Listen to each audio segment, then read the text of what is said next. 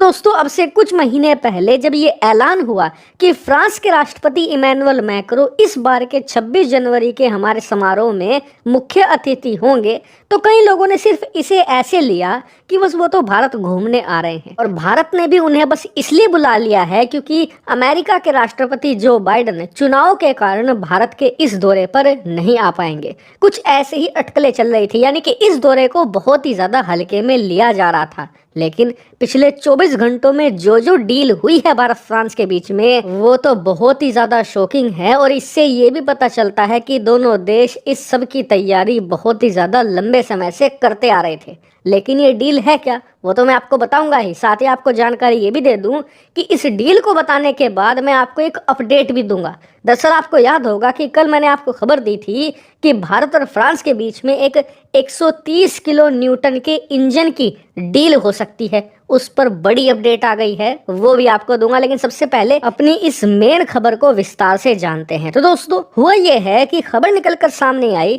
कि आज भारत और फ्रांस के बीच में एक बड़ी डील हुई है और ये डील हुई है भारत की कंपनी टाटा और यूरोपियन एरोस्पेस जायंट एयरबस के बीच में। दोनों कंपनियां भारत में मिलकर एक ऐतिहासिक प्रोजेक्ट पर काम करने जा रही है और ये प्रोजेक्ट इतना बड़ा है कि अगर सक्सेसफुल हो जाए तो इसका मार्केट 55 से लेकर 60 बिलियन डॉलर का आज है और 2030 तक ये 100 बिलियन डॉलर के मार्क को पार कर जाएगा। खासकर कि एशिया में बात करें तो ये फास्टेस्ट ग्रोइंग मार्केट है और सबसे खास बात, चीन इस मार्केट को कैप्चर करने की कई बार कोशिश कर चुका है लेकिन बुरी तरीके से विफल रहा है। इसका कारण ये है कि चीन के पास इसकी प्रॉपर टेक्नोलॉजी ही मौजूद नहीं है और जो है वो बहुत ही ज़्यादा आउटडेटेड है। और इसीलिए चीन ने अमेरिकी कंपनी बोइंग और यूरोप की कंपनी एयरबस, जो दुनिया की दो सबसे बड़ी एरोस्पेस जायंट हैं, इनके साथ डील करने की कोशिश करी कि आप हमारे देश में ये प्रोडक्ट बनाइए, आप हमारे देश की कंपनियों के साथ मिलकर बनाइए। लेकिन अमेरिका और यूरोप को चीन पर शक था, इसीलिए कोई भी डील नहीं हो पाई। इसके बाद चीन ने क्या किया, अपना पुराना पैतरा अपनाया,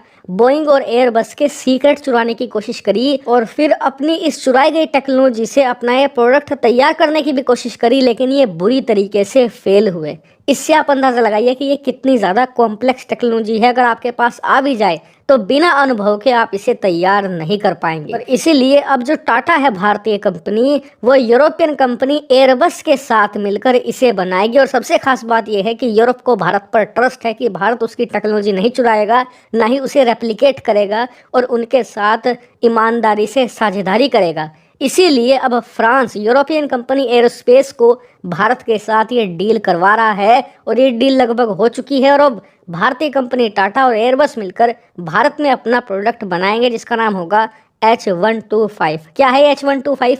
दरअसल ये एक सिविलियन हेलीकॉप्टर है। जी हाँ, हम हेलीकॉप्टर की बात कर रहे थे अब तक। इसका मार्केट अभी 60 बिलियन डॉलर का है और 2030 तक 100 बिलियन डॉलर के पार चला जाएगा। और अब सिविलियन जो हेलीकॉप्टर है, भारत में उनकी मैन्युफैक्चरिंग होगी और भारतीय कंपनी टाटा भारत में ही इन हेलीकॉप्टर को बनाकर बेचेगी भी और दुनिया भर में एक्सपोर्ट करेगी। और सबसे खास बात क्या है, दरअसल चीन को इस मार्केट का कुछ भी अता पता नहीं है कि हेलीकॉप्टर कैसे प्रॉपरली बनाए जाते हैं, हाई क्वालिटी के हेलीकॉप्टर कैसे तैयार होते हैं। खास करके जो वहाँ के मिलियनेयर हैं, बिलियनियर्स हैं, उन्हें भी हेलीकॉप्टर चाहिए और इसीलिए भारत के अंदर जब ये बनेंगे तो भारत से चीन में भी एक्सपोर्ट होने की पूरी संभावनाएं हैं और भारत को मोटी कमाई हो सकती है चीन से। लेकिन आपका सवाल होगा कि भारत में ये बनेंगे तो इससे भारत को क्या फ़ायदा होगा, क्योंकि भारत के जो अमीर हैं उनके पास जाएगा, आम नागरिकों को क्या फ़ायदा? तो बहुत सारा फ़ायदा है। सबसे पहले आम नागरिकों को फ़ायदा ये है कि जो इस प्रकार के सिविलियन हेलीकॉप्टर होते हैं, इनका इस्तेमाल किया जाता है डिज़ास्टर मैनेजमेंट में। मतलब कि कहीं पर बाढ़ आ गई, कहीं पर किसी प्रकार का भूकंप आ गया जिससे तबाही मचती है, तो ऐसे में इन हेलीकॉप्टर की मदद से आप आसानी से रेस्क्यू ऑपरेशन चला सकते हैं। आपको भारी भरकम मिलिट्री हेलीकॉप्टर की ज़रूरत नहीं है। दूसरी बड़ी बात ये कि इन हेलीकॉप्टर की मदद से आप एयर एम्बुलेंस की जो सुविधा है उसे बढ़ा सकते हैं। आपने देखा होगा कई बार जो पहाड़ी इलाके हैं, दूर दराज के इलाके हैं, वहाँ पर कोई गंभीर रूप से बीमार हो जाता है, उसे अगर एक अच्छे अस्पताल में भेजना होता है तो कई सौ किलोमीटर का सफ़र तय करना होता है और पहाड़ों में कितने घुमावदार रास्ते होते हैं, मुश्किल से आप 40 की स्पीड नहीं चला सकते। ऐसे में उस व्यक्ति की मौत होने की संभावना होती है।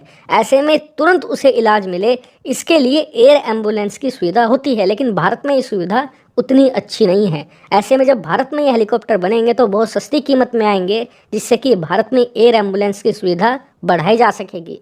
तीसरा बड़ा फ़ायदा ये है कि अगर आप किसी तीर्थ क्षेत्र में जा रहे हैं, जैसे कि माता वैष्णो देवी के पास, या फिर आप केदारनाथ धाम जा रहे हैं, चारों धाम की यात्रा कर रहे हैं, तो जो बड़े बुजुर्ग होते हैं वो पैदल नहीं चल सकते या चढ़ाई नहीं चढ़ सकते, और ऐसी जगहों पर केबल कार की भी सुविधा नहीं होती। ऐसे में हेलीकॉप्टर की सुविधा उपलब्ध होती है, लेकिन अभी ये बहुत एक्सपेंसिव है और कई इलाकों में तो उपलब्ध भी नहीं है। ऐसे में जब ये हेलीकॉप्टर भारत में बनेंगे तो जो कंपनियां हैं हेलीकॉप्टर सर्विस देने वाली, उनकी संख्या बढ़ेगी, जिससे कि कंपटीशन बढ़ेगा, जिससे कि रेट कम होंगे बहुत ज़्यादा, और फिर उसके बाद इसकी सुविधा हर एक धाम तक भी पहुंच सकेगी। यानी कि सिविलियन हेलीकॉप्टर के बहुत ही ज़्यादा फ़ायदे हैं, सिर्फ एक नहीं अनेकों फ़ायदे हैं। इसीलिए जब ये मेड इन इंडिया होगा, यानी कि भारत में मैन्युफैक्चर होगा, तो इसे हम एक्सपोर्ट भी करेंगे और भारत के जो दूर दराज के इलाके हैं वहाँ पर सुविधा बढ़ाने का भी काम करेंगे।